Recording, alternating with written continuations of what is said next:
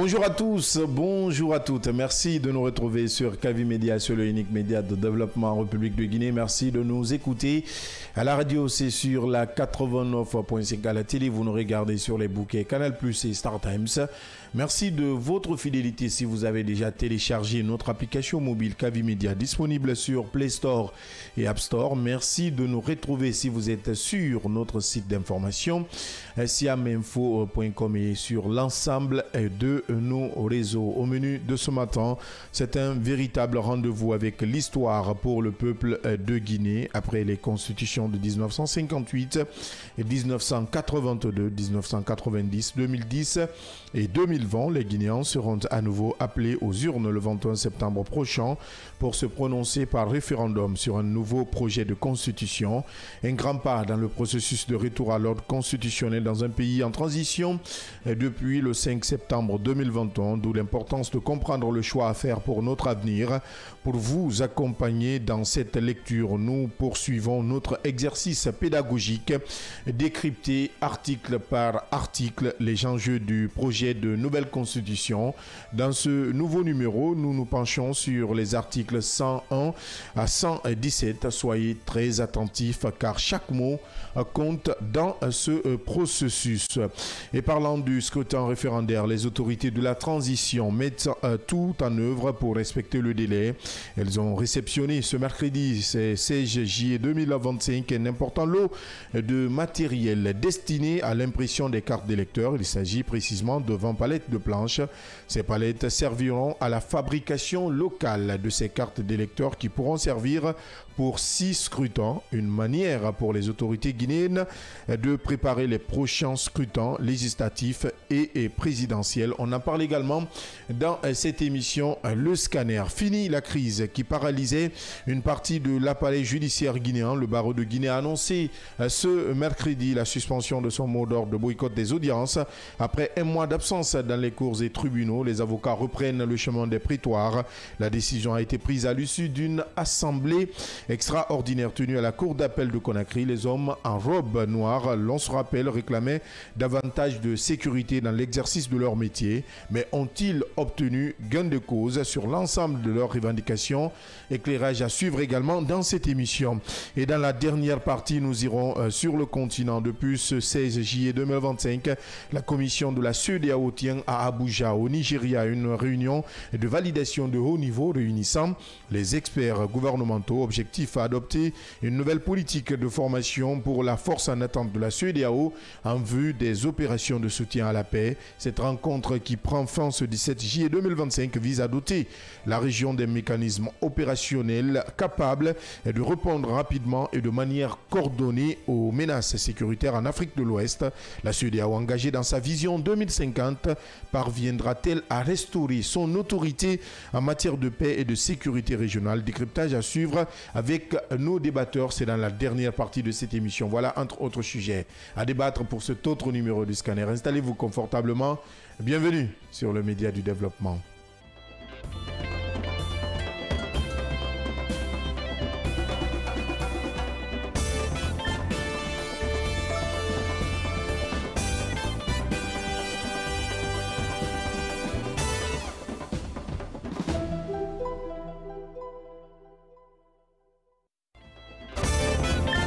Merci d'être des nôtres. Si c'est maintenant vous le faites, merci de nous rejoindre dans cette émission Le Scanner qui vous parvient du lundi au vendredi quand il est 9h.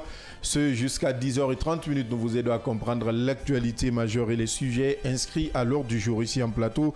Autour de moi, avec moi, les débatteurs. Yaïdialo, bonjour. Bonjour Abdallah, bonjour à tous. Bonjour Mohamed Lebas, pardon. Bonjour Abdallah, bonjour à tous. On commence par ce premier sujet inscrit à l'ordre du jour. Cette série que nous avons démarrée il y a quelques jours, je le rappelais tantôt, c'est un véritable rendez-vous avec l'histoire pour le peuple de Guinée. Après les constitutions de 1958, 1982, 1990, 2010 et 2020, les Guinéens sont à nouveau appelés aux urnes. Ce sera le 21 septembre 2025 à l'occasion d'un référendum constitutionnel qui marquera sans doute une étape clé du retour à l'ordre constitutionnel. Mais alors que le débat s'intensifie, il devient essentiel pour nous et pour vous de comprendre les choix que chacun devra faire. C'est pourquoi nous poursuivons, je le rappelle, rappelé tantôt notre série, cette série pédagogique, décryptage article par article de ce projet de nouvelle constitution. Qu'est-ce qui a changé par rapport à l'avant-projet? Dans ce numéro, nous mettons le cap sur les articles 101 à 117 et on commence avec vous, Yaya Diallo.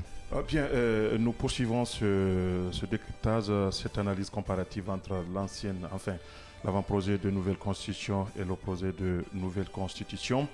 Nous sommes au niveau de la deuxième partie, nous l'avions dit ici, ce sont les institutions de gouvernance et les institutions juridictionnelles et enfin les institutions d'appui à la démocratie qui composaient essentiellement cette deuxième partie qui est articulée disons en des sous-titres. Alors, nous avions exploré la partie qui concerne le président de la République, ses attributions, ses fonctions et tout ce qui s'ensuit.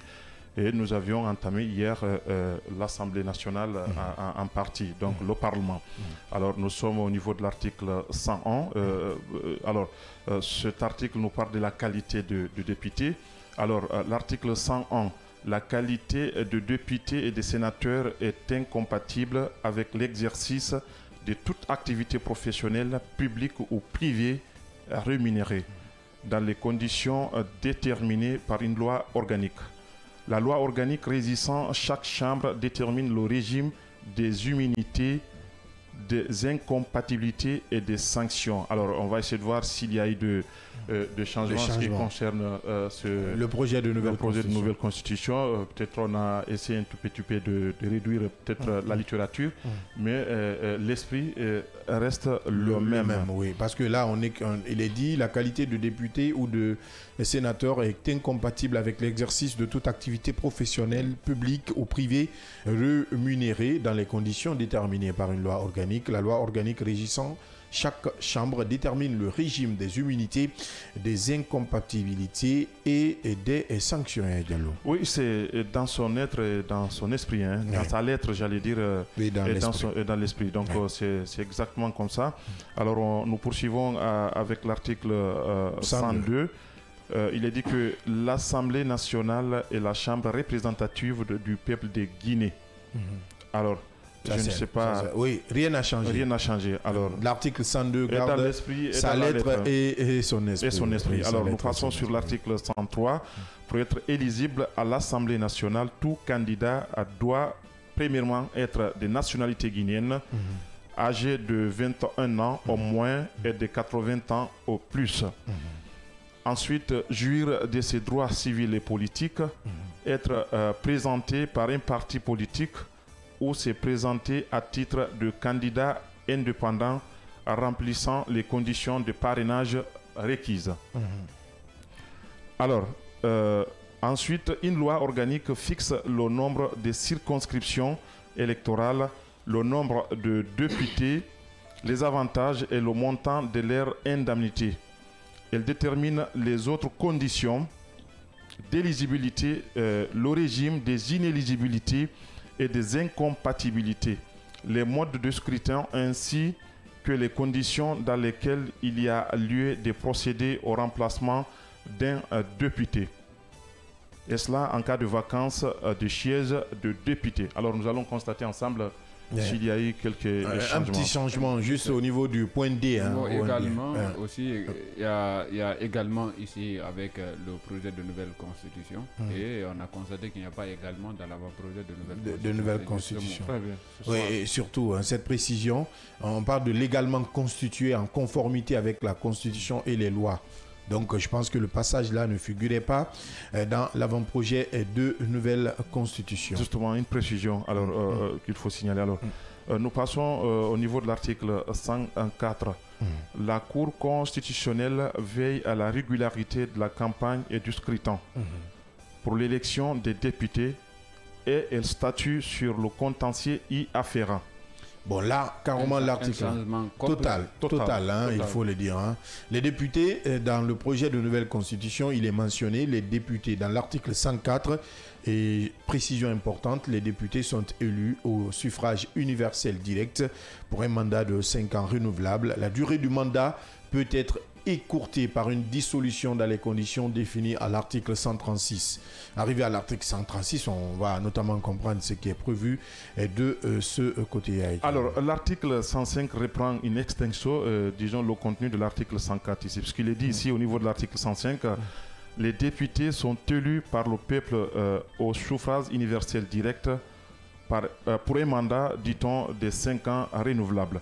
La durée du mandat de 5 ans peut être écourtée par une dissolution dans les conditions définies à l'article 136. Malheureusement, ou heureusement, dans le projet de nouvelle constitution, l'article 105 stipule, je lis, le tiers des députés est élu au scrutin de liste nationale à la représentation proportionnelle.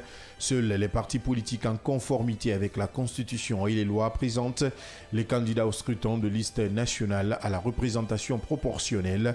Les sièges non attribués au quotidien électoral sont répartis à la plus forte moyenne au profit des candidatures des femmes et des personnes en situation de handicap. Les 2 tiers des députés sont élus selon les cas au scrutin uninominal, au plurinominal à un tour.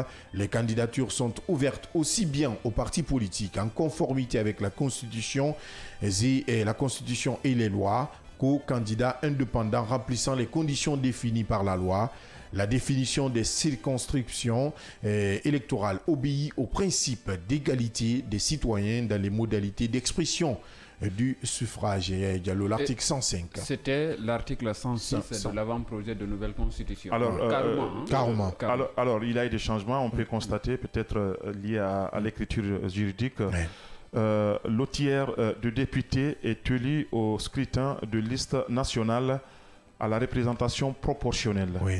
Les sièges non attribués au quotient électoral sont répartis à la plus forte moyenne. Donc on est avec l'article 106. 106. Justement. Alors, tu n'es pas sur mon territoire là?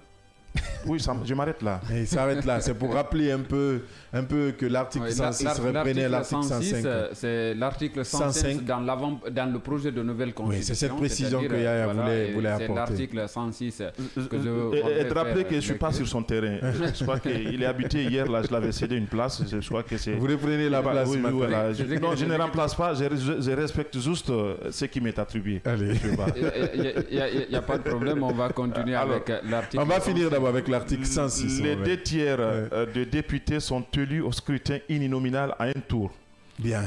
Je continue? Oui, allez-y. Les candidatures sont ouvertes aussi bien aux partis politiques en conformité avec la Constitution et les lois qu'aux indépendants remplissant les conditions définies par la loi. Bien. Seuls les partis politiques en conformité avec la Constitution et les lois présente les candidats au scrutin de liste nationale à la représentation proportionnelle. Bien. La définition des circonscriptions électorales obéit au principe d'égalité des citoyens dans les modalités d'expression du suffrage. Bien, donc on comprend carrément que l'article 106 de l'avant-projet de nouvelle constitution est devenu l'article 105 du projet de nouvelle constitution. L'article 104 de l'avant-projet de nouvelle constitution devient alors l'article 106 du projet de nouvelle constitution qui stipule la Cour constitutionnelle veille à la régularité de la campagne et du scrutin pour l'élection des députés. Elle statue sur le contentieux y afférent. Je pense que c'est ça. Absolument, c'est cela. Bien, je me tourne à présent vers vous, Mohamed Leba, et on parle de l'article 107. Yaya a repris sa place d'hier que tu as pris. Il a carrément repris. Nous allons continuer et là aussi également il n'y a presque pas grand changement de l'article 107 jusqu'à l'article 117. Vous allez constater il n'y a que de petits changements, notamment parfois quelques mots ou quelques lettres. Nous allons commencer avec l'article 107 de l'avant-projet de nouvelle constitution, précision très importante. À l'article 107 de l'avant-projet de nouvelle constitution, il est indiqué que l'Assemblée nationale vote seule la loi dans les matières définies à l'article. Ça aussi, il n'y a que le A préposition qui, est rajouté dans le projet de nouvelle constitution. Dans l'avant-projet de nouvelle constitution, ce A préposition n'existe pas. Défini à l'article 118 sous réserve de celle qu'elle partage avec le Sénat conformément à l'article 115. Bien, donc peut-être réduction même. Une réduction. Parce que là, on parle de sous-réserve des dispositions de l'article 115. 115. Donc, il y a seulement ce petit changement. Nous allons continuer avec le chapitre 2 qui est consacré au Sénat. Il faut rappeler que le chapitre 1, c'était l'Assemblée nationale et le chapitre 2, c'est sur le Sénat. À l'article 108, il est indiqué que le Sénat, c'est un article très long. Il faut dans l'avant-projet. Enfin, bon, ce n'est pas aussi long. C'est l'article 110 qui est très long. On est à l'article 108. Il faut dire que c'est indiqué que le Sénat est l'assemblée représentative des collectivités décentralisées des diverses composantes socio-professionnelles de la nation. Les modalités d'accession au statut de sénateur sont déterminées par la présente constitution et par une loi organique. Bien. Là, presque rien n'a changé. Rien dans le projet également, c'est ce qui est repris intégralement. Donc, oui. Pratiquement pas de changement à l'article 108 de l'avant-projet de nouvelle constitution et du projet de nouvelle constitution. Nous allons continuer avec l'article 109 qui est une précision très importante, très courte. 109. Il faut le dire qu'il n'est pas, c'est un article qui n'est vraiment pas long, si ce n'est pas l'article le plus court de l'avant-projet de nouvelle constitution. On va voir si avec le projet de nouvelle constitution, s'il n'y a pas de changement, mais je crois qu'il n'y a pratiquement pas de changement. L'article est court et il indique que le Sénat ne peut faire l'objet de dissolution. Oui, c'est ça. Ça s'arrête là, et dans l'avant-projet de nouvelle constitution et dans le projet de nouvelle constitution. À l'article 110, l'article très long, pour être sénateur, tout candidat doit... Article 110. 110, oui. 110, parce qu'aujourd'hui, on est un peu en retard avec la réalisation, mais on va rattraper ça. Allez-y, Mohamed, on va rattraper ça. Pour être sénateur, tout candidat doit, petit a, être de nationalité guinéenne, petit b, jouir de ses droits civils et politiques, petit c, être âgé de 40 ans au moins, de 80 ans au plus. Ne peuvent accéder aux fonctions de sénateur que les citoyens reconnus pour leur probité, leur intégrité, leur expérience professionnelle et leur haute qualification dans l'un des domaines juridiques, politiques, économiques, sociaux, culturels, religieux et scientifiques. Les fonctions de sénateur sont incompatibles avec l'exercice de toute activité au sein d'un parti ou d'un mouvement politique. Elles sont également incompatibles avec l'exercice de toute autre fonction publique ou privée rémunérée. Le tiers des sénateurs est choisi par le président de la République au sein des membres des entités socio-professionnelles les plus représentatives et parmi les personnes ressources compétentes remplissant les conditions des alinéas 1 et 2 du présent article. Les 2 tiers des sénateurs sont élus par le corps électoral constitué des conseillers régionaux et communaux. Une loi organique fixe le nombre, le mode d'élection ou de délégation ou de désignation des sénateurs, le régime des inéligibilités, des incompatibilités, les avantages et le montant de leur indemnité ainsi que les conditions dans lesquelles il y a lieu de procéder au remplacement d'un sénateur en cas de vacance de siège de sénateur. Je pense que là également rien n'a changé. Il n'y a pratiquement pas de changement. C'est le même texte qui a été reconduit dans le projet de nouvelle constitution. Un texte très long mais très riche, il faut quand même le dire, parce que cela, disons, lève tout équivoque sur les conditions, notamment d'éligibilité des sénateurs et notamment dans quelles conditions quelqu'un peut accéder quand même aux fonctions de sénateur. Et là, on comprend que ce n'est pas réservé au petit Mamadou. Et il faut rappeler que le mandat est de 6 ans. Hier, on l'a rappelé ici, je pense, dans le projet de nouvelle constitution. Pour un sénateur, vous êtes là-bas pour 6 ans.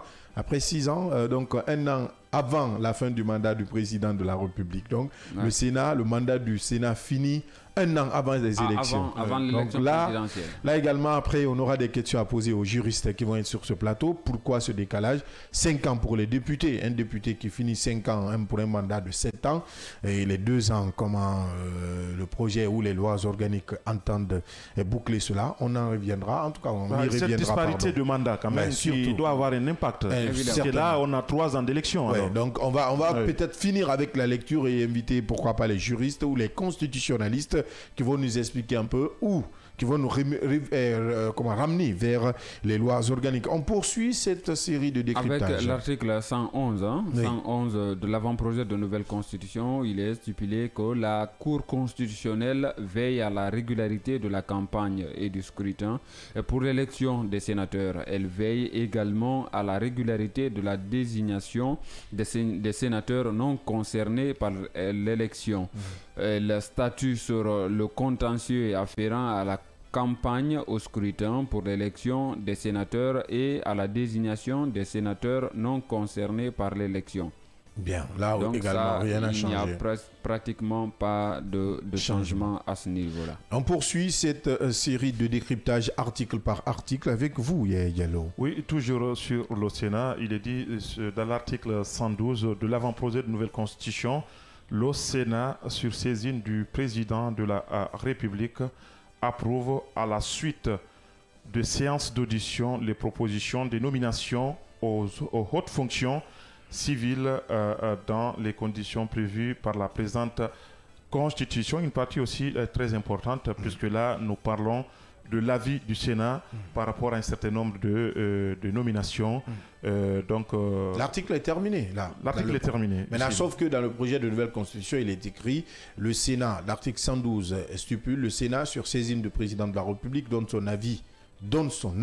Vous avez compris, non? Là, c'est donne son avis dans un délai n'excédant pas 15 jours sur les propositions de nomination aux hautes fonctions civiles dans les conditions prévues par la présente Constitution. L'article précise, cet avis intervient à la suite de séances d'audition à huis clos des personnes proposées. Encore, je crois que la disposition de ce projet de nouvelle constitution devient beaucoup plus claire, puisque au niveau de l'article 112 de l'avant-projet de nouvelle constitution, il est dit que le Sénat, sur saisine du président de la République, approuve. Là, on dit qu'il donne son avis. Et son avis après cette séance d'audition close. Donc, je pense que là, c'est encore beaucoup plus explicite et significatif. Alors, nous passons sur l'article 113. Il est dit que le Sénat concourt à la préservation de la paix sociale et de l'unité nationale. À ce titre, il œuvre à la prévention, à la gestion des conflits entre les différentes couches de la nation et à la promotion de la cohésion nationale. Dans les conditions prévues à l'alinéa 3 de l'article 4, les membres du Sénat sont les gardiens des us et des coutumes, des valeurs morales et traditionnelles guinéennes. Ici également, il y a un petit changement, puisque l'article 113 du projet de nouvelle constitution dit ceci: le Sénat concourt à la préservation de la paix sociale et de l'unité nationale. À ce titre, il œuvre à la prévention, à la gestion des conflits entre les différentes couches de la nation et à la promotion de la cohésion nationale. Jusque-là, dans l'esprit et dans la lettre de l'avant-projet. Sauf que l'alinéa qui vient va tout changer. Dans les conditions prévues à l'alinéa 3 de l'article 2 et non de l'article 4. Puisque l'article 2 est devenu l'article 4 de l'autre. Merci, c'est ça. L'article 4 de l'avant-projet est devenu l'article 2 du projet de nouvelle constitution. Les membres du Sénat veillent à la sauvegarde, tu l'as déjà rappelé, des coutumes, mœurs et des valeurs morales et traditionnelles guinéennes. Ouais, voilà, c'est juste un changement de principe. Que toi avais changé au début. Évidemment. Alors, nous sommes sur le troisième chapitre. Qui concerne les compétences de l'Assemblée nationale et du Sénat en matière législative. Article 114. L'Assemblée nationale vote seule la loi dans les conditions définies à l'article 118. Et pour terminer, l'Assemblée nationale et le Sénat votent la loi dans de matières définies à l'article 115 que nous allons voir tout à l'heure avec Ba. Et là également, ce n'est que conditions remplacées par matière. Donc peut-être un jeu de mots. Seuls les juristes pourront mieux nous expliquer. Parce que matière est gardée pour le dernier alinéa. Alinéa où on parle de l'Assemblée nationale et le Sénat vote la loi. Allez. Alors on va essayer de voir dans l'article 115 ce qui est dit. On parle toujours de l'Assemblée nationale. Il est indiqué que l'Assemblée nationale et le Sénat votent la loi dans les matières concernant, petit a, la création des collectivités décentralisées, leurs compétences et leur libre administration. Petit b, le régime électoral de l'Assemblée nationale et du Sénat en ce qui n'est pas indiqué par la Constitution et le régime électoral des conseils élus des collectivités décentralisées. Petit c, le régime des associations le régime des associations et des organisations assimilées. Petit d, la promotion de la bonne gouvernance. Petit e, la promotion du dialogue, de la cohésion sociale et de l'unité nationale. L'Assemblée nationale et le Sénat votent les lois d'orientation, de plan et de programme, les lois de plan fixe, les orientations pluriannuelles ou développement de la nation et les engagements de l'État. Les lois, je crois jusque-là, on est ensemble. Juste un petit changement. Où est devenu dû? Voilà, pour le dernier alinéa de cet article 115 de l'avant-projet de nouvelle constitution, il est indiqué que les lois de programme déterminent par secteur les objectifs de l'action économique et sociale de l'État. De l'État également. Là également, pas grand changement, il faut le dire. Il n'y a pas de changement. L'esprit est resté le même et ça parle quand même, d'une précision très importante, notamment sur l'Assemblée nationale et le Sénat. Et voilà, qui ont cette autorisation de voter la loi, notamment dans les matières qui concernent tout ce qu'on vient de citer là, de petit a jusqu'au niveau de petit t, notamment la promotion du dialogue, mais aussi voilà, le régime électoral de l'Assemblée nationale, du Sénat, ce qui n'est pas surtout indiqué par la Constitution et le régime électoral. Donc c'est très important. On continue avec l'article 116 de l'avant-projet de nouvelle Constitution. Il est indiqué que l'Assemblée nationale et le Sénat examinent successivement. Oui, 116. Examine successivement le projet ou la proposition de la loi en vue de l'adoption d'un texte identique, et tout amendement est recevable en première lecture dès qu'il présente un lien avec le texte déposé ou transmis sans préjudice de l'article 121. Donc on n'est pas encore arrivé à l'article 121, mais on saura réellement ce qui est indiqué à cet article. On dit en cas de désaccord persistant entre l'Assemblée nationale et le Sénat sur l'adoption d'un projet de loi, à la suite de 2 lectures par chaque chambre, la réunion de la commission mixte paritaire peut être requise en vue de proposer un texte sur les dispositions qui restent en discussion. La réunion de la commission mixte paritaire est requise par le Premier ministre lorsqu'il s'agit d'un projet de loi. Elle est provoquée par le président de l'Assemblée nationale et le président du Sénat, agissant conjointement lorsqu'il s'agit d'une proposition de loi. Le texte élaboré par la commission mixte paritaire peut être soumis par le gouvernement pour approbation aux 2 chambres. Aucun amendement n'est recevable sauf accord du gouvernement. Si la commission mixte paritaire ne parvient pas à l'adoption d'un texte commun, le gouvernement peut demander à l'Assemblée nationale de statuer définitivement. L'Assemblée nationale peut alors statuer soit sur le texte élaboré par la commission mixte paritaire, soit le dernier texte voté par elle, modifié le cas échéant par un ou plusieurs des amendements adoptés par le Sénat. Par le Sénat. Donc là également, pas grand changement. Il n'y a même pas eu de changement, il faut le rappeler. Donc il faut dire que l'article 116 a gardé totalement son esprit. Nous allons continuer avec le sous-titre 3 sur les rapports notamment entre le pouvoir exécutif et le pouvoir législatif. C'est très important cet article. Il il s'agit de l'article 117, disons le dernier pour cet exercice d'aujourd'hui. Oui. 117, on parle de l'initiative des lois. On dit l'initiative des lois appartient concurremment aux députés, aux sénateurs et du gouvernement. Le Parlement vote seul la loi sous réserve des dispositions de l'article 70. Bien, donc déjà on est à l'article 117 où presque rien n'a changé, sauf le ou et le du haut et du peut-être dans le premier alinéa où on dit que l'initiative des lois appartient concurremment aux députés, aux sénateurs et au lieu du et du gouvernement dans l'avant-projet de nouvelle constitution. Voilà, et également parce que l'article 110, il était indiqué quand même que le président de la République... L'article 70. 70, oui. Bien. Parce qu'on dit que cela est indiqué à l'article 70, donc je m'en vais juste faire lecture pour comprendre réellement de ce dont on parle à l'article 70. Il est indiqué que le président de la République peut, après avoir reçu l'avis favorable du Parlement, réuni en Conseil de la Nation à la majorité des 2 tiers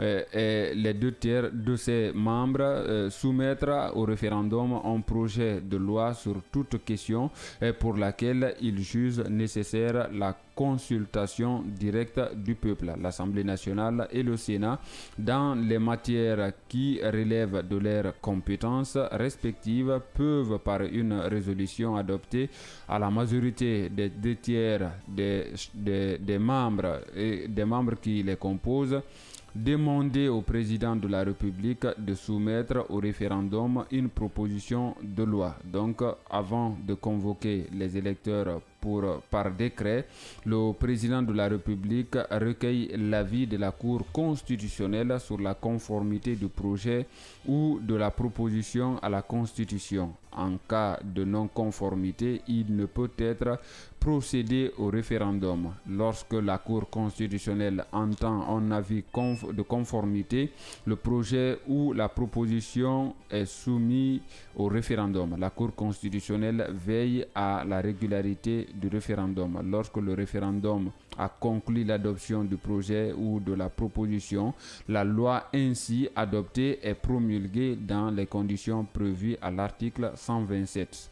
À l'article 127, on n'est pas encore arrivé. On n'est pas arrivé à ce niveau. C'est une série.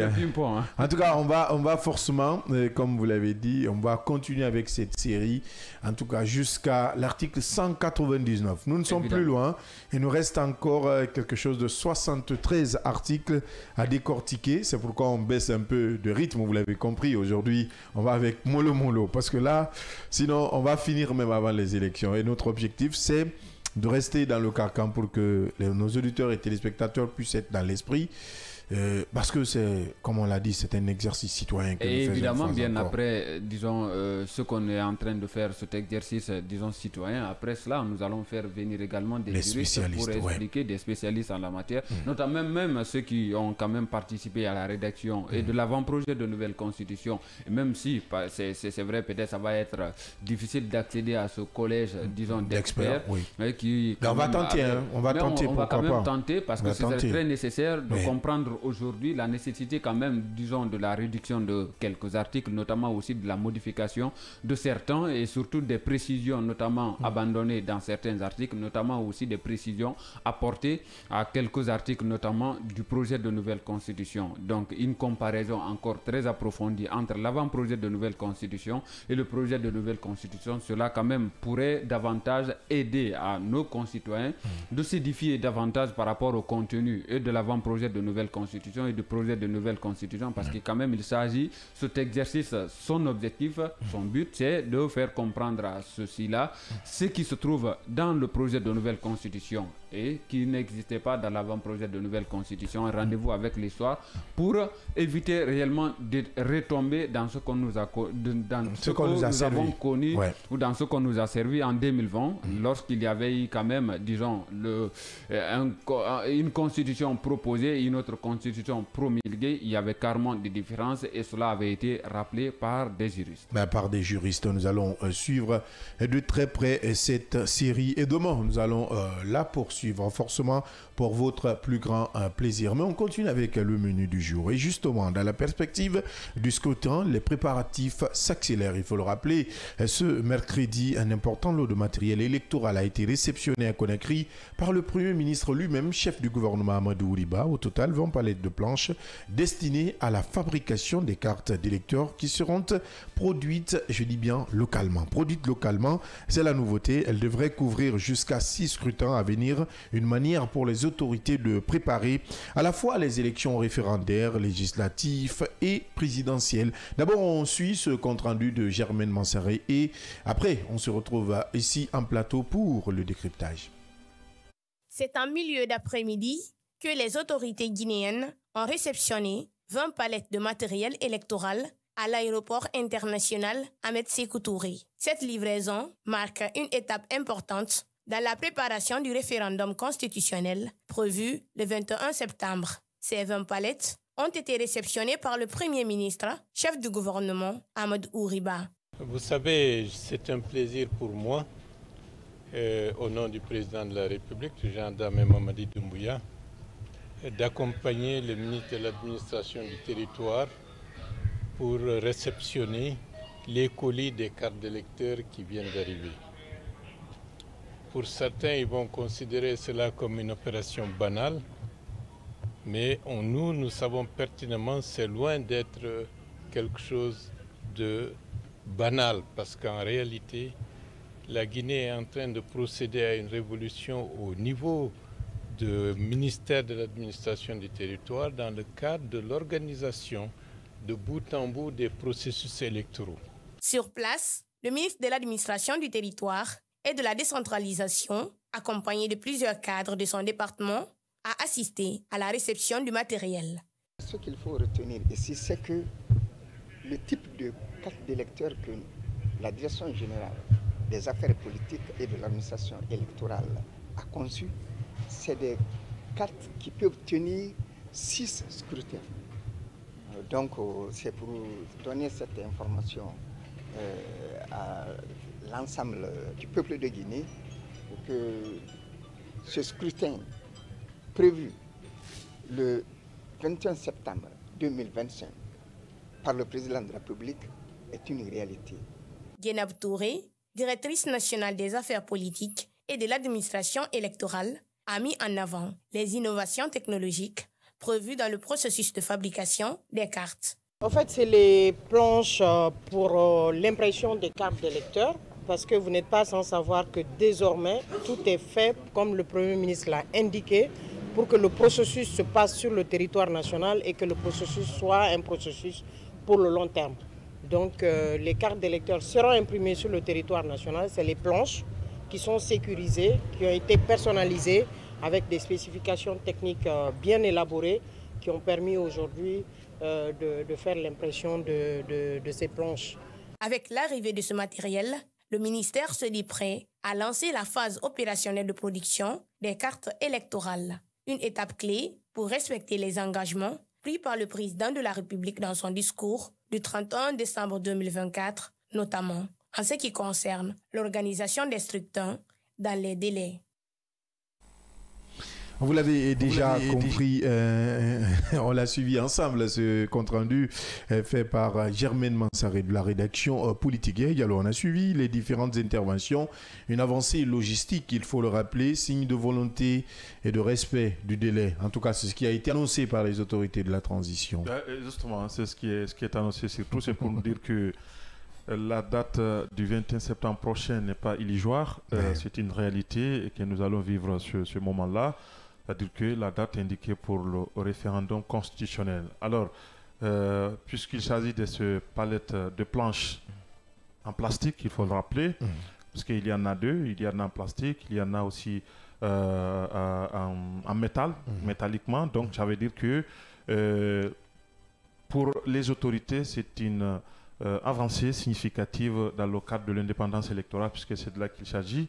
Nous nous rappelons tous de ces cartes alphanumériques qui ont à un certain niveau été conçues en dehors de notre pays, notamment en Afrique du Sud, et qui étaient aussi une source de polémique entre les acteurs politiques dans notre pays ici. comme quoi ce sont des cartes qui sont impressionnées ou justement imprimées pour ainsi dire, sous la supervision de l'État guinéen. Donc de manipulation qui pouvaient advenir dans ce processus-là. Alors il se trouve que avec l'OCNRD, on a désormais voulu que l'impression soit locale, mais toujours est-il que le matériel est importé, il faut le rappeler parce que ce que nous venons de réceptionner, en réalité c'est le matériel qui doit, à partir de la Guinée, disons, imprimer ces cartes-là. Alors, imprimer localement ces cartes. Alors, localement, c'est un jeu de mots. C'est ça. Ça veut dire que c'est en Guinée. Ça veut dire que c'est en Guinée. Mais en réalité, est-ce que le matériel est guinéen? La réponse est non. Voilà, donc... l'impression est guinéenne. Oui. On va garder ça. Oui, justement. Le matériel, il est exporté. L'avantage, on fait quand on veut. Et on suit le processus de très près. Même le président peut. Parce qu'après tout, sans te couper, il y a quand même l'un des ministres qui a rappelé cette relance de l'imprimerie nationale. On a vu l'imprimerie Patrice Lumumba qui a quand même pris un sacré coup du côté de colère. Aujourd'hui, ici, avec l'arrivée de ces palettes de planches, on parle de cette relance. La Guinée gagne doublement. Oui, peut-être, la distance d'abord géographique, peut-être les dépenses supplémentaires, mais en réalité, il y a des efforts à fournir. C'est pas toute la panacée, ce que je voulais dire par là. C'est vrai que oui, il y a un pas qui a été franchi, puisque désormais c'est en Guinée ici. On peut voir ce qui se passe ici, mais en réalité, on peut mieux faire, c'est-à-dire que pourquoi pas ne pas produire ces matériels-là, parce que Dame Génab l'a dit ici, la conception elle est faite de telle sorte que qu'il y ait moins de problèmes et que les données sont personnalisées, tout ce qui s'ensuit, c'est fait quelque part. Donc, c'est ce qu'on essaie d'implémenter. Alors, on va essayer de voir ce que cela va donner. Et je pense que finalement, il y a aussi le fichier qu'on nous dit être presque prêt, pour ne pas dire prêt. Le fichier samedi, RMPM. Oui, justement. Donc, ça veut dire tout simplement que nous acheminons vers ce rendez-vous référendaire-là. On verra bien ce qui va se passer. C'est une réponse à l'endroit de ce qu'ils disent que les moyens ne sont pas réunis, toutes les conditions pour ainsi dire ne sont pas réunies pour tenir le référendum le 21 septembre prochain. Et le gouvernement vient de répondre par, disons, la réception de ce matériel-là. On ne nous a pas dit effectivement si les 20 palettes peuvent être largement suffisantes pour pouvoir, disons, produire localement, comme on l'a dit ici, ces cartes électeurs-là. Toujours est-il que le ministre nous a rappelé son importance et surtout sa durée. Donc ça peut couvrir plus de 5 consultations électorales. Donc 6 au total. Alors donc j'ai bien fait dire plus de 5 alors. Donc 6 consultations électorales et c'est une avancée. Ça veut dire tout simplement que ça nous fera l'économie de plusieurs dépenses quelquefois, disons, très élevées en ce qui concerne... forcément pas essentiel. Oui, c'était des dépenses absolument, disons, inutiles à la limite, dont on pouvait faire l'économie. On verra bien ce que tout cela va donner, mais toujours est-il que ce sont des efforts qui sont encouragés, mais tout ne reste pas rouge encore. Rose, comme on le dit. Hein. Des innovations, on peut parler de presque deux, annoncées par les autorités. C'est que localement, on va imprimer nos cartes d'électeurs et ces cartes vont servir pour 6 élections. Oui, ça c'est très important. 6 élections. On le dit et pour les auditeurs et pour les téléspectateurs parce qu'après tout, dès que vous rentrez en possession de votre carte d'électeur, vous pensez que c'est comme les années antérieures. Et quand l'élection présidentielle est terminée ou quand le référendum est terminé, c'est fini. Non. Vous devez garder ça, vous devez l'utiliser ou réutiliser de plus de 5 fois. Elle a déjà rappelé Mohamed Leba. C'est ce qui nécessiterait une autre campagne, disons, de sensibilisation, hein, et surtout aussi... Et donc à faire les deux en même temps, Mohamed, c'est mieux. Vulgariser et expliquer encore. Vulgariser et expliquer pour dire que voilà, les cartes d'électeurs que vous allez recevoir après, c'est pour 6 consultations électorales, donc il faut les garder soigneusement, comme vous gardez notamment vos papiers, notamment passeport et autres. Donc ça permettrait également à l'État de ne pas quand même aller, disons, aux urnes avec un démembrement qu'on pourrait déjà connaître reconnaître parce que nous savons déjà que l'élection, ça entre difficilement dans le plan, disons, du Guinée, surtout quand même dans les villes les plus reculées du pays, dans la Guinée profonde également, où le jour d'élection, vous allez comprendre que d'autres même se préoccupent pour comment aller au champ. Et il faut dire quand même que l'arrivée de ces palettes de planches ces planches qui ont été quand même réceptionnées hier à l'aéroport Ahmed Sékou Touré de Conakry, c'est un ouf de soulagement parce que vous allez le comprendre que déjà l'État dépensait beaucoup dans les années antérieures, notamment en matière électorale, concernant, disons, l'impression de ces cartes d'électeurs, parce que s'il s'agit d'attendre à chaque fois qu'il y ait, c'est-à-dire importation, parce que là, c'est une importation. Avec l'importation, le coût est élevé. Évidemment, le coût est élevé, le transport, le temps que cela prend. Moi, je vais prendre juste un exemple, notamment dans le domaine journalistique, dans notre secteur. Vous allez comprendre, avant l'impression de nos cartes, disons, de presse, ça se faisait en Afrique du Sud également. À un moment donné, c'était très difficile pour un journaliste guinéen d'accéder à cette carte de presse. Pourtant, c'est ce qui prouve réellement que vous êtes professionnel, que vous appartenez à un corps et voilà, que vous exercez dans la légalité. Et aujourd'hui, vous allez comprendre que depuis que la haute autorité de la communication a commencé elle-même, c'est-à-dire d'imprimer ces cartes de presse, ça devient très facile. Vous déposez vos dossiers de candidature pour avoir ces différentes cartes-là. Ça ne prend même pas, c'est-à-dire en longtemps, et vous accédez à votre carte de presse. Donc, c'est la même chose aujourd'hui par rapport à l'impression des cartes d'électeurs. Donc, cela pourrait davantage aider non seulement l'État guinéen, parce qu'on parle déjà dessus consultation électorale. Ça veut dire qu'au-delà de ça, si on en aura encore besoin, c'est-à-dire d'imprimer d'autres cartes ou pour d'autres utilités ou à d'autres fins, ça va encore être davantage facile pour les autorités. Cela pourrait réduire quand même le coût, notamment qu'on pourrait injecter dans l'importation, également dans le transport et tout ce qui s'ensuit. Donc aujourd'hui, il faut quand même le dire que ça a été une intelligence, disons, quand même de la part des autorités de penser à imprimer ces cartes localement. C'est vrai que le matériel n'est pas guinéen, mais tout de même, on ne peut pas... Oui, mais même nos usines, même ce que nous utilisons dans ce studio. Ça déjà, c'est compréhensible. C'est compréhensible quand même, il faut le souligner, que le matériel ne soit pas guinéen, mais si la fabrication, l'impression, on peut le faire ici localement, je crois qu'on ne peut que s'en féliciter et surtout... cela affiche aujourd'hui quand même l'intention des autorités d'aller vers ce référendum, disons, attendu le 21 septembre prochain, parce que les acteurs politiques, dans la plupart des dénonciations, vous entendez quand même que les moyens ne sont pas réunis pour aller à cette consultation référendaire. Et aujourd'hui, les autorités...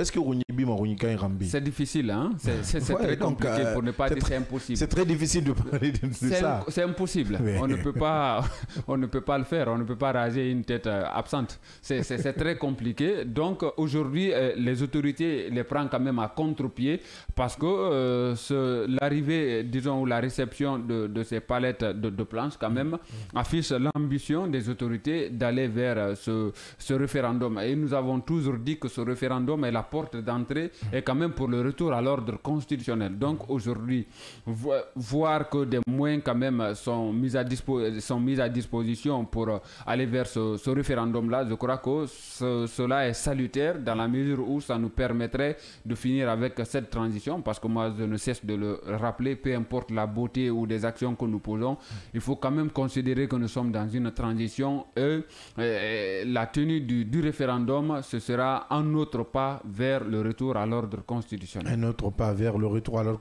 constitutionnel. Autre précision apportée, Diallo, c'est par rapport au délai de livraison de ces cartes d'électeurs. Si j'ai bonne mémoire et que j'ai bien suivi, on parle de 15 ou 30 jours avant le scrutin référendaire. Donc ces cartes doivent être livrées entre 15 et 30 jours avant le scrutin référendaire.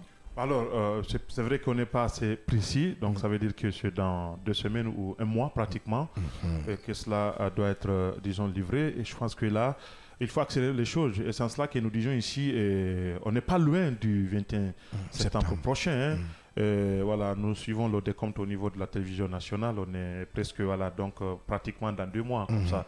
Donc, nous sommes le 17 aujourd'hui. Donc, c'est pratiquement de 2 mois, 4 jours ou 5 jours qui nous restent pratiquement.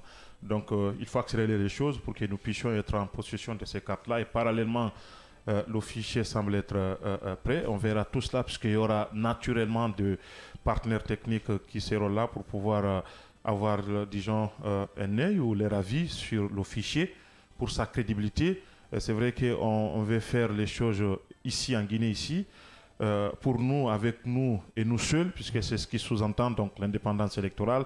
On ne veut pas de l'ingérence, mais certainement nous verrons l'Union européenne, tout azimut, la francophonie, mais aussi la CEDEAO, qui doivent justement, d'une manière ou d'une autre, techniquement ou financièrement aussi, participer, pourquoi pas, et voir dans la mesure du possible s'il y a des imperfections au niveau de ce fichier-là, des doublons. C'est des emails qui l'ont fait. Il y aura forcément de erreurs, comme on l'a toujours vu.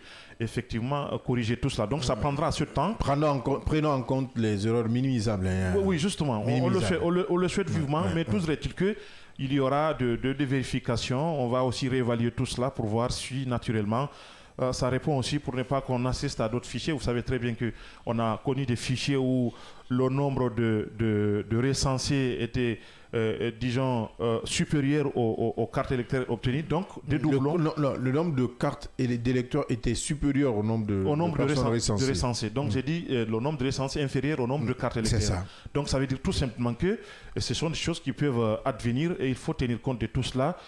Pour ne pas qu'on essaie d'aller, disons, à la va-vite, alors qu'on aurait pu faire l'économie de tout cela. Et en tout cas, une précision importante, un détail important qu'on oublie, c'est que jusque-là, la DGE n'est pas meublée, hein, la Direction Générale des Élections. Pas du tout. On ne peut pas meubler, donc on est en train de naviguer à vue pour l'instant, hein, si je me le permets. Peut-être on a des choix déjà portés sur des uns et des autres. On ne le sait pas, mais quand même, c'est une direction qui doit pouvoir fonctionner. On a 2 mois là. Dès maintenant. Se préparer, se familiariser, savoir réellement quels sont les objectifs et notamment ce qu'on attend d'eux. C'est vrai que c'est déjà connu ce qu'on attend d'eux, mais quand même être là, il faut que cela soit quand même fait bien avant, disons 1 mois ou 2 pratiquement, parce que là nous sommes à 2 mois. Donc disons 2 mois même, 2 mois même du scrutin référendaire. Il faut le faire. Il faut le faire. Hein. Et pour l'instant, c'est Dame Djenab Touré qui gère tout.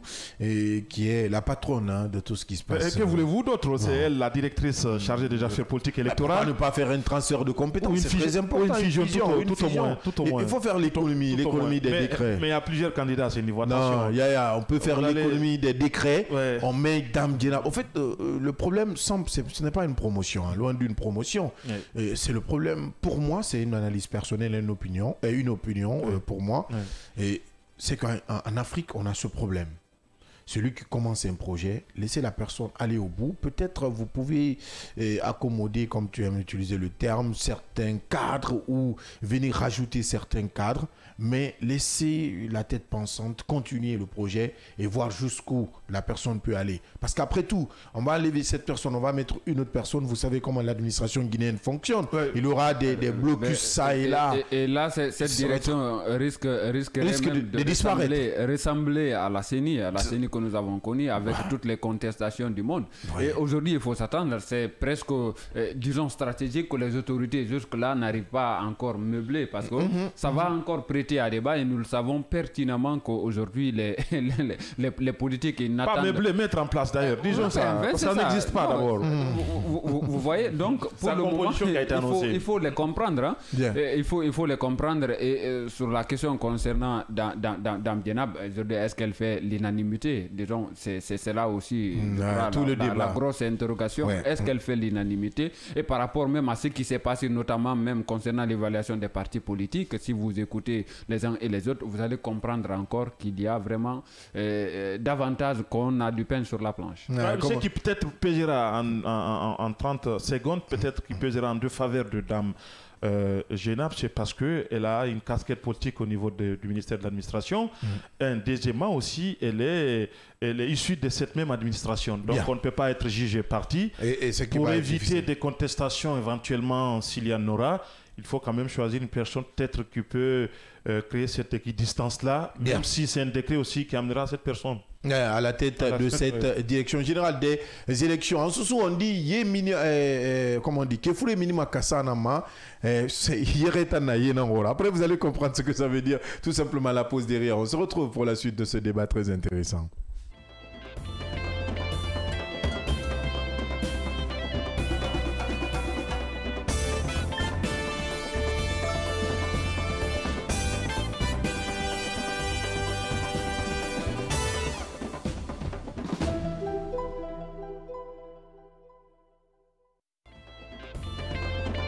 Chez Mondial Express, nous transformons vos voyages en une expérience inoubliable.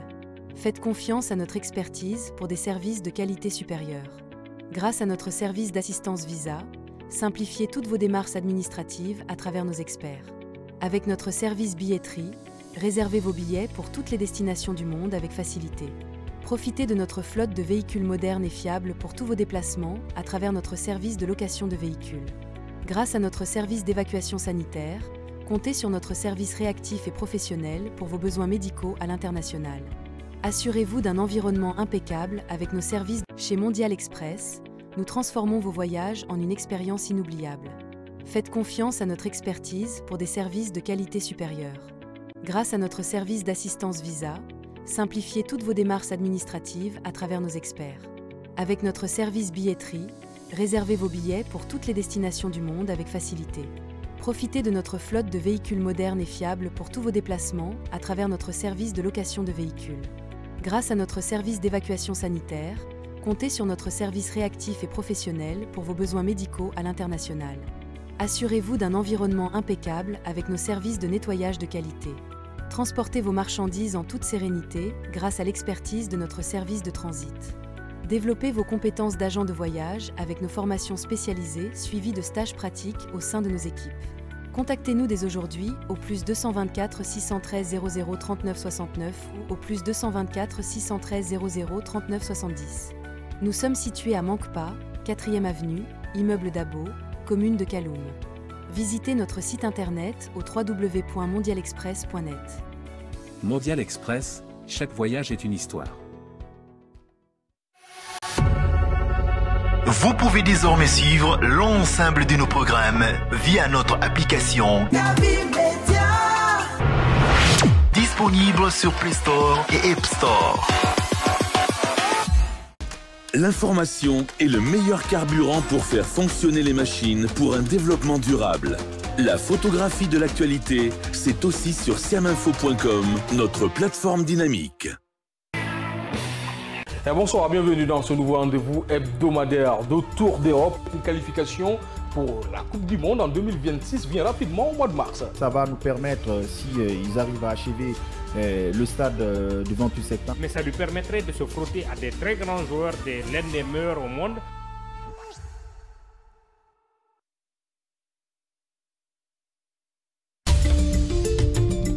Ravi de vous retrouver dans cette édition d'information. Pour commencer,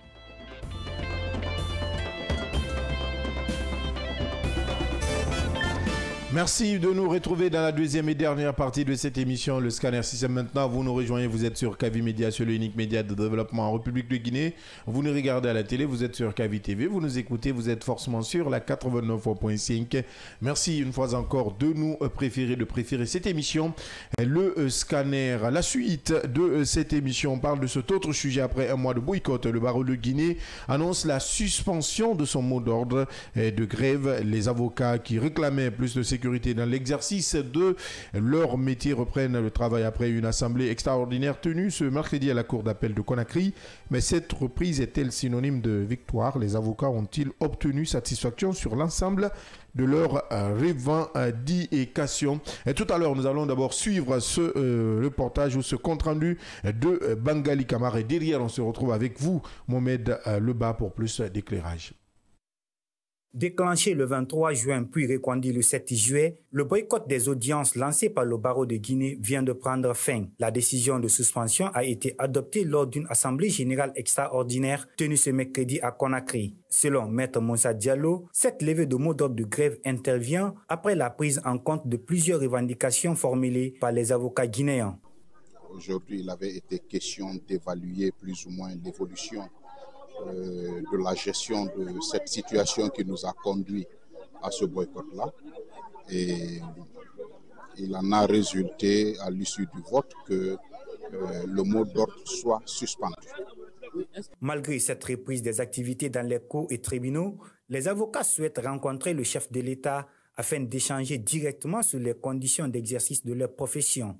En marge des entretiens que nous avons eus, nous l'avons exprimé, le souhait de rencontrer le chef de l'État.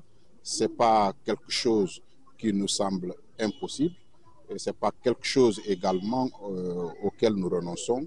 Il y a bon espoir que cela soit. Mais encore une fois, à l'issue de l'évaluation de tout ce qui a été, nous avons jugé utile de suspendre le mot d'ordre de grève pour laisser chance à ce que tout cela puisse aboutir. Cette suspension marque une étape importante dans les négociations entamées depuis plusieurs semaines entre les avocats et les autorités de la transition. Toutefois, les membres du barreau restent tout de même vigilants et entendent suivre de près la mise en œuvre des engagements pris par le gouvernement. On l'a suivi, Bombed, le barreau de Guinée met fin à son mot d'ordre de grève sans toutefois préciser les avancées obtenues sur ses revendications. Et c'est ce qui va nous conduire à quand même parler d'une trêve, disons, fragile, un peu fragile, parce que pour le moment, il n'y a pas de victoire. La suspension du boycott marque une pause tactique, cela s'avère. Il faut quand même le dire, c'est une pause tactique.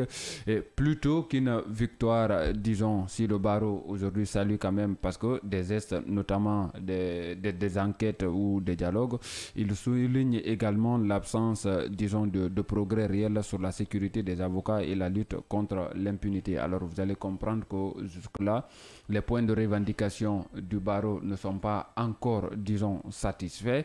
Et le barreau quand même qui espère que cette trêve pourrait, parce que bon, enfin c'est aussi, si je dis que c'est tactique, parce que nous sommes à quelques jours de vacances judiciaires. Donc un boycott dans une vacance ou des vacances judiciaires, ça n'a pratiquement pas de sens. Donc c'est pourquoi je dis que c'est une trêve qui semble fragile, mais tactique plutôt qu'une victoire, parce que la poursuite du mouvement reste pour le moment probable si c'est-à-dire les autorités ignorent ces différentes revendications, notamment du barreau, et qui reflètent également une autre crise plus large de l'État, c'est-à-dire de droit dans notre pays. Effectivement, ce boycott n'arrangeait personne. Moi, je l'avais plusieurs fois évoqué dans ce studio-là, et le barreau, et nous les citoyens, et l'État, parce que ça a carrément paralysé quand même l'appareil judiciaire, parce que s'il n'y a pas d'audience dans les cours et tribunaux, et notamment on n'accompagne pas au niveau disons, au travers des investigations judiciaires et autres, c'est un véritable problème, notamment qu'il faille résoudre. Mais qu'est-ce qui fait aujourd'hui que ça tarde de faire des résultats du côté du barreau à travers ces différentes revendications-là, notamment la rencontre avec le président de la République pour tabler sur toutes ces différentes questions-là et en trouver une solution. Pourquoi ça tarde? D'une part, ça quand même, disons, cristallise aujourd'hui le débat, notamment dans l'appareil judiciaire. De l'autre côté, depuis, on n'entend pas le ministre de la Justice sur ces cas-là, notamment l'absence du barreau. Cela fait 3 bonnes semaines depuis que le barreau a décidé de boycotter les audiences dans les cours de tribunaux du pays. Seul le ministre a reçu de par 2 fois les avocats. Oui, mais j'ai dit publiquement, il n'en dit absolument rien, parce qu'après ces différentes rencontres-là, on n'a jamais entendu le ministre sur quoi que ce soit, et même le barreau par rapport à ce qui a filtré... Un compte rendu succinct. Évidemment, sur ce qui a filtré de ces différentes rencontres-là, ça a été aussi silence de cathédrale par rapport aux différentes rencontres avec le Premier ministre, notamment parce qu'on attendait beaucoup, du côté de Barrow, on attendait beaucoup de cette rencontre-là du Premier ministre, parce que c'est lui quand même le chef du gouvernement, parce que nous savons que tout est parti, parce que s'il faut aujourd'hui rappeler le contexte, tout est parti de l'enlèvement de Maître Mohamed Traoré, je crois que c'était le 21 juin dernier, et nous savons ce qui s'est passé selon ce qui nous a été rapporté. Et jusque-là, si le barreau a vu que ça ne marche pas encore, et ce qu'il faut risquer aujourd'hui, ou ce qu'il faut craindre, je crois que c'est le bon mot, c'est la reprise de ce boycott après les vacances judiciaires, parce que ça risque de revenir, et ça va revenir si d'ici là les acteurs, disons, de l'appareil judiciaire n'arrivent pas à trouver une solution, et notamment l'implication du président de la République, parce que c'est ce qui est sollicité aujourd'hui.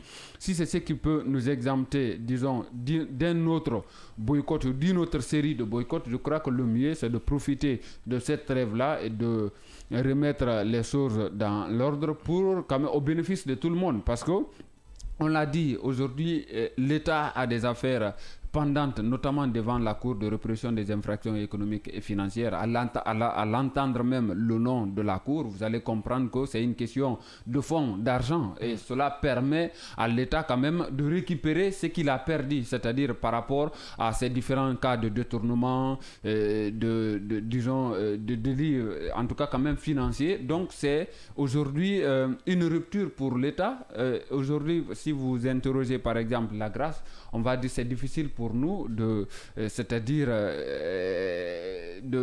d'avoir tout ce qui est saisi, parce qu'on saisit, c'est s'il y a audience. Ouais. C'est s'il y a audience que le juge peut prendre quelques décisions, et s'il n'y a pas d'audience, c'est difficile de prendre des décisions, et pour le moment, il faut dire que cette trêve pourrait permettre notamment un retour à la normale au sein notamment de l'appareil judiciaire, et si l'État arrive à quand même savoir profiter de cette trêve pour remettre quand même, disons, les choses nous les pendules à l'heure.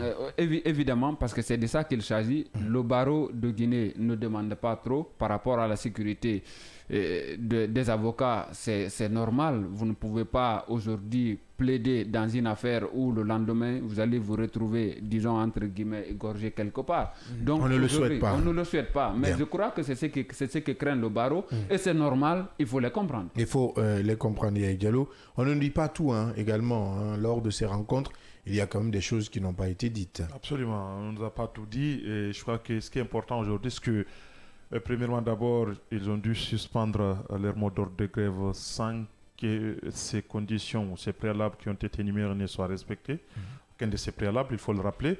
On ne peut être qu'heureux quand on revient à des meilleurs sentiments, et que nous connaissons tous combien de fois les avocats comptent sur la chaîne pénale, la chaîne judiciaire. Ce sont les auxiliaires de justice, comme on le dit, et sans lesquels il n'y a pas d'audience.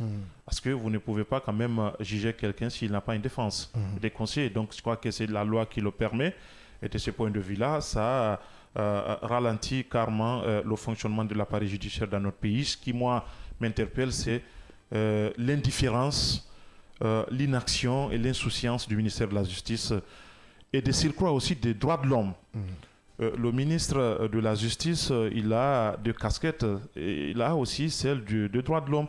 Donc, en pareille circonstance, c'est une question qui le concerne directement, et pour laquelle question, en tout cas, il devrait pouvoir être, disons, le véritable maître d'œuvre. C'est lui qui devrait conduire ces avocats-là vers le Premier ministre pour qu'il y ait ce qu'on appelle une discussion, et à l'issue de laquelle des compromis devraient être trouvés. Alors finalement, ni les enquêtes, ou en tout cas l'arrestation des auteurs de l'enlèvement de M. Mohamed Traoré, et tous ceux qui ont été enlevés n'a été obtenu, et finalement les garanties pour leur sécurité dans l'exercice de leur profession. Je crois que ce sont des choses, tout le monde en a besoin dans un État.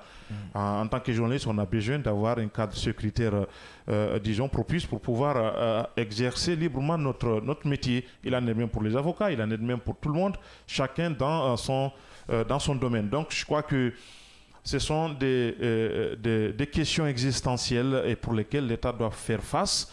Le ministre de la Justice n'a pas pu, et je crois que ça c'est au dire des avocats, n'a pas pu les recevoir, malheureusement, n'a pas pu les recevoir. Et c'est lui, le procureur au niveau de la cour d'appel aussi, avait ironiquement, disons, avancé ou mettre en avant le manque de place au niveau de son... des salles de réunion. Voilà, donc lui, il voulait ironiser, je crois que c'était ça c'était une très belle formule, peut-être pour répondre les uns les autres. Mais tout est-il qu'aujourd'hui, nous connaissons tous les impacts. C'est vrai que nous nous acheminons vers les vacances, donc, ou les congés, et ça va se faire dans souper. Donc, ça allait être aussi inutile pour maintenir, disons, ces mots d'ordre-là. Donc, tactique, oui, je suis d'accord avec Ba, mais jusqu'où pourront-ils aller? Parce que jusque-là, rien n'a filtré de tout ce qu'ils ont dit ici. Apparemment, il y a ils n'ont pas rencontré le président. Le président, oui, c'est une volonté affichée. Désormais, tu sais qu'il avait dit.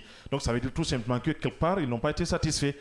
Si vous avez rencontré le Premier ministre, il était entouré pour un premier temps du garde des Sceaux, par ailleurs ministre des Droits de l'Homme. Et il était entouré aussi du ministre secrétaire général à la présidence. C'était la première rencontre. Et plusieurs autres aussi acteurs de la chaîne pénale. Donc je pense que c'était largement suffisant pour qu'un consensus ou un compromis soit trouvé et que l'État puisse prendre ou s'approprier entièrement de sa responsabilité. Il est de son ressort de protéger les citoyens, quel que soit leur statut, surtout quand il s'agit dans l'exercice de leur profession. Très très important, détail très important, précision importante ici dans cette émission. Nous allons également suivre la suite de ce bras de fer entre le barreau de Guinée et le ministère de la Justice, notamment l'État guinéen quant à cette revendication d'assurer la sécurité des hommes en robe noire. Nous prenons la direction de l'Afrique depuis le 16 juillet 2025. C'était hier, la commission de la CEDEAO est réunie à Abuja, au Nigeria, pour une rencontre de haut niveau.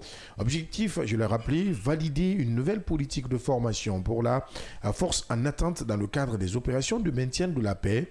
Cette réforme entre dans le cadre de la vision 2050 de l'organisation censée doter l'Afrique de l'Ouest d'un outil réactif et coordonné face aux crises sécuritaires. Mais une question s'impose.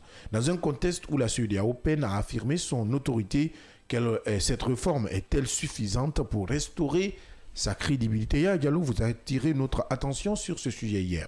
Oui, puisqu'on parle de la CEDEAO et elle continue de faire parler d'elle, une CEDEAO que nous avons tous décrit au courant de cette année, en tout cas depuis toutes les crises qu'elle a dû traverser et qu'elle est en train déjà de traverser jusqu'à maintenant là. Une CEDEAO qui a un problème structurel, un problème institutionnel. Alors c'est une CEDEAO qui se réveille un beau matin pour dire bon, on s'attaque d'abord aux problèmes sécuritaires, alors qu'en réalité c'est le problème institutionnel aujourd'hui qui gangrène cette organisation sous-régionale.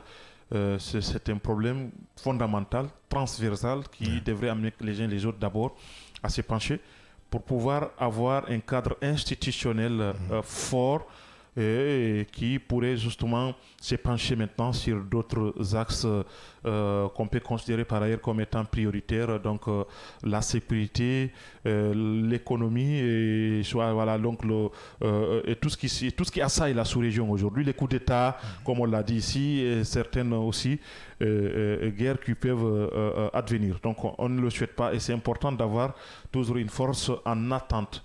Mais est-ce que c'était le bon moment?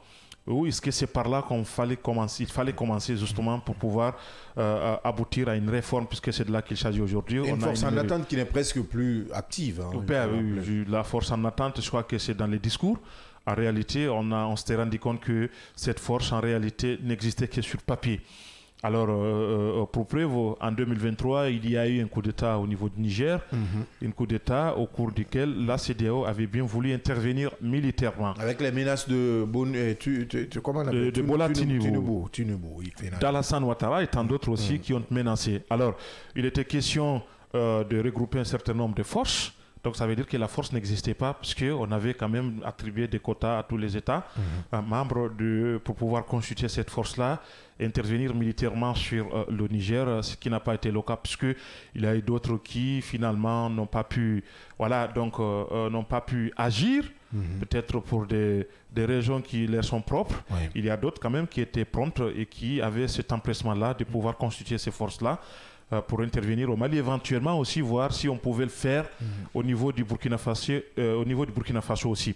Alors, et finalement, il y a eu des connotations géopolitiques qu'on a pu donner à toutes ces prises de position-là. Malheureusement ou heureusement, ça n'a pas eu lieu parce qu'il y a d'autres États aussi voisins au Niger et qui n'étaient pas concernés par cette organisation-là, mais qui ont peut-être vu voir les conséquences d'une telle intervention. Donc, ils n'ont pas pu, disons, ouvrir les espaces aériens pour que cela soit ainsi. Donc, plusieurs raisons aussi pouvaient, disons, justifier cela. Les moins aussi, puisque tout semblait se reposer sur le Nigeria.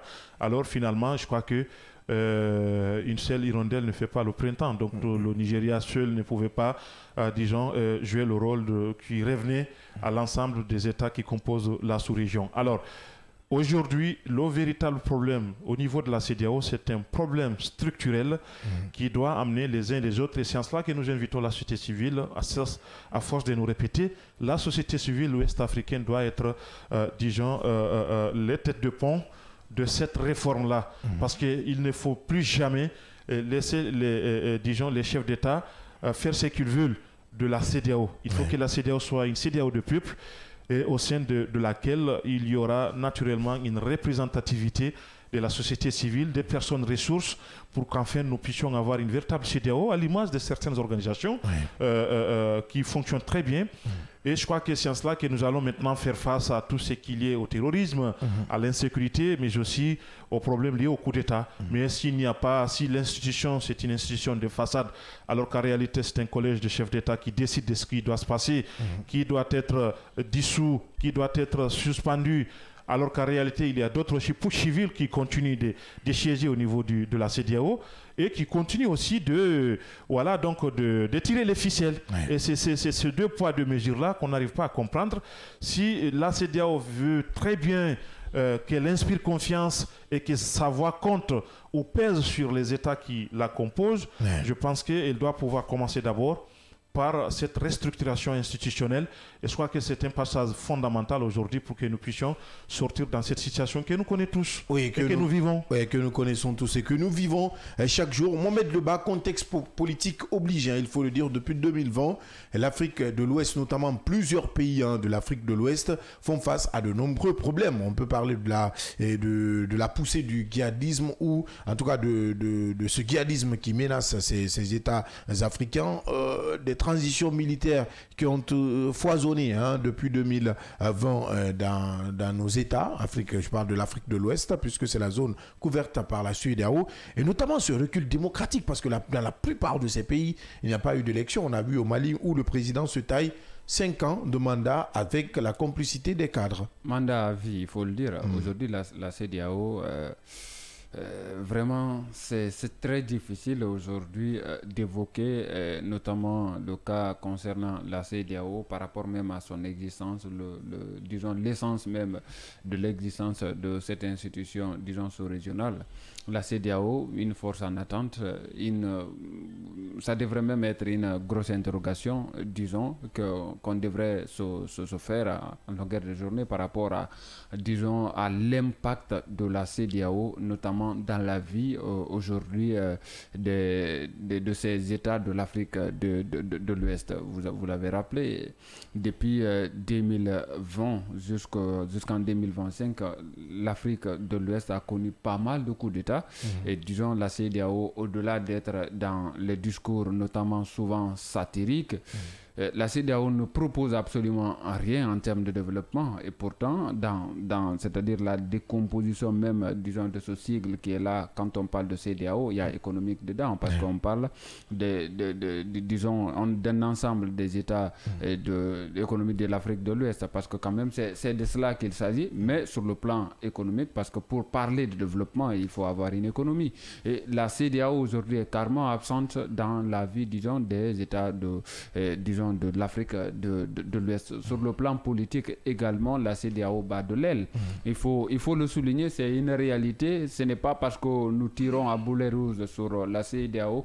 La CEDEAO aujourd'hui est ce père de famille qui n'est plus respecté à sa juste valeur parce que tout simplement, il ne donne pas la dépense à la maison. C'est ce que cela sous-entend, c'est la réalité aujourd'hui, parce que la CEDEAO n'a même pas d'abord les moyens de sa politique. C'est très difficile de faire respecter ces différentes décisions, disons, prises sur certains cas, notamment en Afrique. Nous avons vu la CEDEAO qui était à l'épreuve récemment avec le cas des 3 États de l'Afrique, disons, notamment le Mali, le Burkina Faso et le Niger. Ces 3 États de l'AES. La CEDEAO est restée, disons, muette face à ces différentes situations-là. De dénonciation en dénonciation, finalement, aujourd'hui, la CEDEAO s'en remet quand même à la décision de ces différents États de l'AES. Donc, ça veut dire tout simplement que cela dénote d'une autre faiblesse de cette institution. La CEDEAO, aujourd'hui, c'est juste parce qu'on ne peut pas la supprimer. Sinon, la CEDEAO... On est obligé d'accepter la CEDEAO telle qu'elle est, tu penses? C'est difficile de l'accepter, la CEDEAO telle qu'elle est. La CEDEAO n'a pas de force. La CEDEAO, c'est juste, disons, des décisions, disons, sur papier. Dans l'application des faits, la CEDEAO n'a pas de moyens, c'est-à-dire de coercition, de faire appliquer ces différentes décisions qu'elle prenne, ces décisions qu'elle-même prend, parce que il y a beaucoup de problèmes aujourd'hui. La dernière fois, on parlait des sources de financement de la CEDEAO. Si on n'est pas autonome vis-à-vis d'un certain nombre de faits, c'est très difficile de se faire respecter et c'est ce qui arrive aujourd'hui à la CEDEAO. La dernière fois, on parlait de l'OTAN, notamment avec les États-Unis concernant certaines décisions de Donald Trump qui dit qu'on ne va pas continuer à vous financer, notamment les États de l'Europe. Donc, c'est le véritable problème aujourd'hui, c'est la même chose, ce qui arrive à la CEDEAO et malheureusement, ça va encore continuer parce que pour l'heure, ça reste, comme certains le disent, une association des chefs d'État. Des chefs d'État en Afrique. Rapidement, mais il faut signaler cette nouvelle, les résultats du brevet d'études du premier cycle sont disponibles pour... les statistiques. Les résultats même sont disponibles. À l'instant où je vous parle, il y a des sociétés de téléphonie qui ont déjà fait l'annonce, donc vous pourrez aller voir de ce côté sans pour autant faire de publicité. 53,96%. Oui, 96% le taux de réussite. En tout cas, félicitations aux admis et bon courage à ceux qui n'ont pas eu la chance de passer cet examen. Oui, très bien. En ce qui concerne la CEDEAO, je crois que aujourd'hui les problèmes sont connus. La première vocation de l'organisation, c'était quand même cette création d'un espace économique de libre-échange. Est-ce qu'aujourd'hui nous sommes parvenus à créer cet espace-là? La réponse est naturellement non. Aujourd'hui, les frontières coûtent extrêmement cher et on a renforcé davantage cette balkanisation volontaire, s'il faut le dire comme ça, puisque chaque État est dans son coin et bien finalement on n'a pas pu disons briser ces frontières-là pour que nous puissions créer un espace et éventuellement créer cet équilibre économique-là. Vous verrez que du point de vue développement, il y a quand même carrément 2 écarts entre un certain nombre d'États. Vous prenez le Nigeria, ce n'est pas le même niveau de développement que la Guinée. La Côte d'Ivoire, ce n'est pas le même niveau de développement que le Mali ou le Burkina Faso. Il y a un écart. Donc, il y a là des défis. Déjà, c'était les premiers défis. Les premiers défis ne sont pas d'abord, disons, atteints. Et bien, finalement, qu'est-ce qui se passe? Que finalement, la CEDEAO aussi s'est donné pour objectif aussi d'intervenir politiquement, militairement dans un certain nombre d'États. Donc, ça veut dire tout le problème. Finalement, elle s'opère. Hein?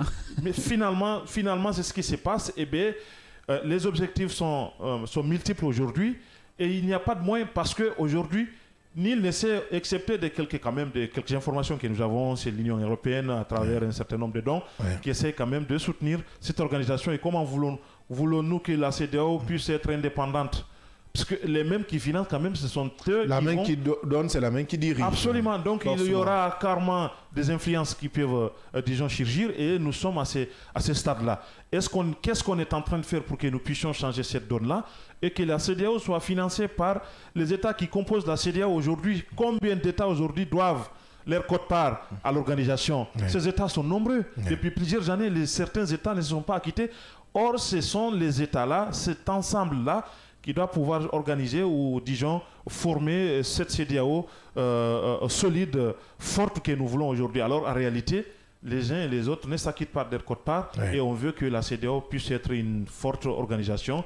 Il faut d'abord commencer par là et éventuellement faire face à d'autres défis aujourd'hui qui nous guettent. Vous l'avez déjà compris, nous sommes à la fin de cette émission, le scanner, et nous allons suivre de très près la relance, pourquoi pas en tout cas, ou l'adoption d'une nouvelle politique de formation militaire pour la force. En attente de la CEDEAO, nous suivons de très près l'évolution des débats du côté de Abuja. Merci à Diallo. Merci à tous. Merci Mohamed Leba. Merci Abdallah, merci à tous. Merci aux équipes techniques, à la réalisation, à vous également auditeurs et téléspectateurs. On se reprend donc demain, même heure, même fréquence, avec d'autres sujets d'actualité sur le seul et l'unique média de développement en République de Guinée. Au revoir.